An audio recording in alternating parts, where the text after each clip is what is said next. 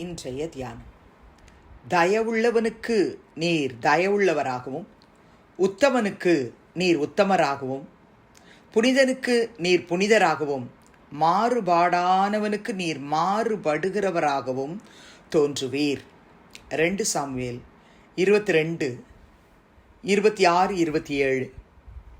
ஆண்டவரும் இரட்சகருமாகிய இயேசு கிறிஸ்துவின் நாமத்தினாலே இந்த காலை வேளையிலே இன்றைய தியான நிகழ்ச்சியின் வாயிலாக உங்கள் ஒவ்வொருவரையும் சந்திப்பதில் நான் கிறிஸ்துவுக்குள் மிக்க மகிழ்ச்சி அடைகிறேன். பிரியமானவர்களே, சங்கீதக்காரராகிய தாவீது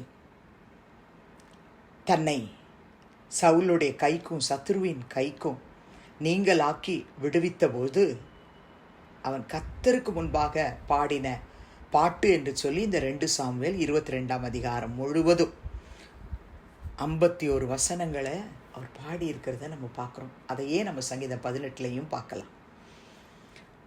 அப்படி தாவீது கர்த்தரை புகழ்ந்து பாடிக்கொண்டு வரும்பொழுது இந்த 26ஆம் வசனத்தில் தயவுள்ளவனுக்கு நீர் தயவுள்ளவராகவும் இருக்கிறீர்.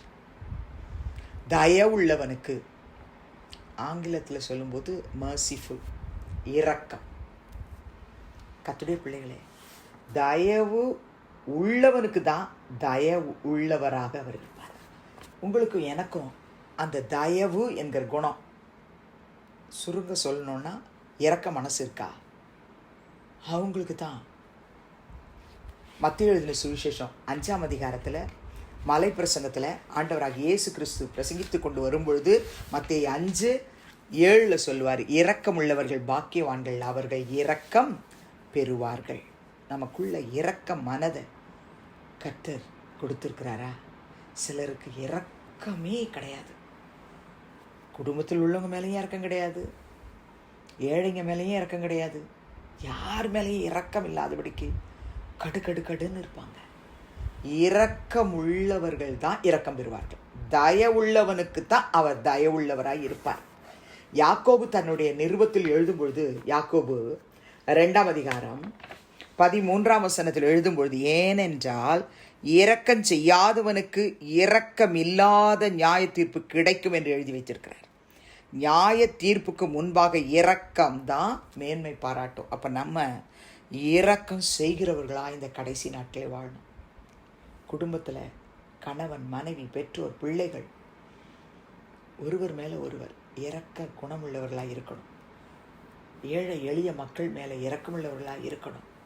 நம்மோடு கூட பழகுகிற விசுவாச குடும்பத்தார்கள் எந்த நிலையில் இருந்தாலும் அவங்க மேலே இரக்க மனதோடு கூட நம்ம செயல்படணும். பெரியமானவர்களே, ஆண்டவராகிய இயேசு கிறிஸ்து மத்தேயு 6ஆம் அதிகாரம் 14-15 மலை பிரசங்கத்தில் பிரசங்கிக்கும் போது, மனுஷனுடைய தப்பிதங்களை நீங்கள் அவர்களுக்கு மன்னித்தால் உங்கள் பரமபிதா உங்களுக்கும் மன்னிப்பார். இரக்க மனசுனா என்ன?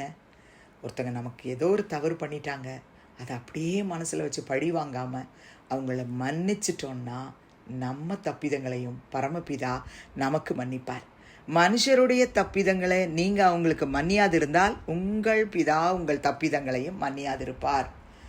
எந்த அளவுக்கு நமக்குள்ள கசப்பு இருக்கோ அந்த அளவுக்கு ஆண்டவர் பாத்தில் விழுந்துட்டு, இன்னைக்கு அப்பா இந்த குணம் என்னை விட்டு அடியோடு மறையட்டும், மன்னிக்க உதவி செய்யும், இரக்க மனசை தாங்க, தயவுள்ள கர்த்தாவே அந்த தயவு மனசை எனக்கும் கொடுங்கன்னு கேட்போம். பெரியமாவளே, நீங்கள் மத்தேயு எழுதின சுவிசேஷம் 18ஆம் அதிகாரத்தில் பேதுரு இயேசு கிறிஸ்து கிட்ட வந்து கேட்குறாரு, என் சகோதரன் எனக்கு விரோதமாக குற்றம் செய்து வந்தா நான் எத்தனை தரம் அவனை மன்னிக்கணும்?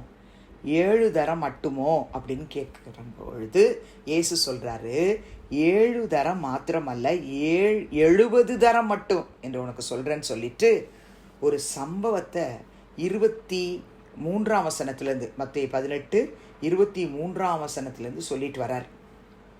ஒரு மனுஷன் ஒருவன் இடத்துல எவ்வளோ கடன் பட்டிருக்கிறான், ஆனால் அவனால் அதை கொடுத்து தீர்க்க முடியலை. அந்த எஜமான் அவனுக்கு மன்னிக்கிறான். ஆனால் மன்னிப்பை பெற்றுக்கொண்ட அவன் தனக்கீழே இருக்கிறவன் ஒருத்தன் சொற்ப கடன் தான், அதை திருப்பி கொடுக்க முடியாதபடிக்கு இருக்கிறத பார்த்தா அவன் மன்னிக்கலை. தொண்டையை நெரிக்கிறானா, பட்ட கடனை தீக்கணும்னு சொல்கிறானா. அவன் காலில் விழுந்து எனக்கு பொறுமையாக இருங்க, எல்லாத்தையும் நான் கொடுத்து தீக்கிறேன்னு வேண்டி கொண்டாலும் அவன் சம்மதியாமல் போய் அவன் பட்ட கடனை கொடுத்து தீர்க்கும் அளவு அவனை காவலில் போடுவித்தான் என்று இயேசு அந்த சம்பவத்தை சொல்லிட்டு வர்றாரு பேதுருக்கிட்ட. 30ஆம் வசனத்தில் நடந்ததை அவனுடைய உடன் வேலைக்காரன் கண்டு மிகவும் துக்கப்பட்டு அந்த ஆண்டவன்கிட்ட போயிட்டு நடந்ததையெல்லாம் அறிவித்தார்களாம். பிரியமானவர்களே, அப்பொழுது அவனுடைய ஆண்டவன் அவனை அழைப்பிக்கிறான். பொல்லாத ஊழியக்காரனே, நீ என்ன வேண்டிக் கொண்டபடினால் அந்த கடன் முழுசையும் உனக்கு நான் மன்னிச்சனே. ஆனால் நீ உன்னுடன் வேலைக்காரனுக்கு இறங்காம இருந்தியே, இறங்க வேண்டாமோன்னு சொல்லிட்டு அவனுடைய ஆண்டவன் கோபம் அடைந்து அவன் பட்ட கடனெல்லாம் தனக்கு கொடுத்து தீர்க்கும் அளவு உபாதிக்கிறவர்களிடத்தில் அவனை ஒப்பு கொடுத்தான் அப்படின்னு சொல்லிட்டு, நீங்களும் அவன் தன் சகோதரன் செய்த தப்பிதங்களை மனப்பூர்வமாய் மன்னியாமற் போனால் என் பரமபிதா உங்களுக்கு இப்படியே செய்வார்னு இயேசு சொல்றார். நமக்குள்ள அந்த குணம் இருக்கா? ஜெபிக்கலாமா? பரலோக பிதாவே, இயேசுவின் நாமத்தில் உடைய சமூகத்துக்கு நாங்கள் வருகிறோம். அப்பா, 2 சாமுவேல் 22:26 நாங்கள் வாசித்தோமே, தய உள்ளவனுக்கு தய உள்ளவராய் நீர் இருப்பீர் என்று. இரக்கம் உள்ளவர்கள் தான் பாக்கியவான்கள், அவர்கள் தான் இரக்கம் பெறுவார்கள் என்று. எங்களுக்குள்ள அந்த இரக்க மனதை தாருமப்பா. இரக்க மனம் உள்ளவர்களை ஆசீர்வதியும். ஒருவேளை இரக்க மனசே இல்லாமல் அந்த மத்தேயு 18ஆம் அதிகாரத்தில் ஆண்டவரே தனக்கு கீழே கடன்பட்டவனுடைய தொண்டையை நெரிச்சு அவனை வேதனைப்படுத்துகிற அளவுக்கு கொடூரக்காரனாக இருந்தானே, அப்படிப்பட்ட குணாதிசயம் உடையவர்களாய் நாங்கள் இருப்போமானால் எங்களை தயவாய் மன்னியும். பிதா, எங்களுக்கு மன்னிக்கணும். குமாரனாகிய இயேசுவே, அந்த தயவு, அந்த இரக்க மனசை எங்கள் ஒவ்வொருவருக்கு தந்து எங்களையும் ஆசீர்வதியும் என்று வேண்டுகிறோம். இயேசுவின் நாமத்தில் பிதாவே, ஆமென். கிறிஸ்துவுக்குள் பிரியமானவர்களே, இந்த நாளிலே கர்த்தர் தாமே உங்களோடு கூட இருப்பாராக, உங்களை ஆசீர்வதிப்பாராக, உங்களை நடத்துவாராக. ஆமென்.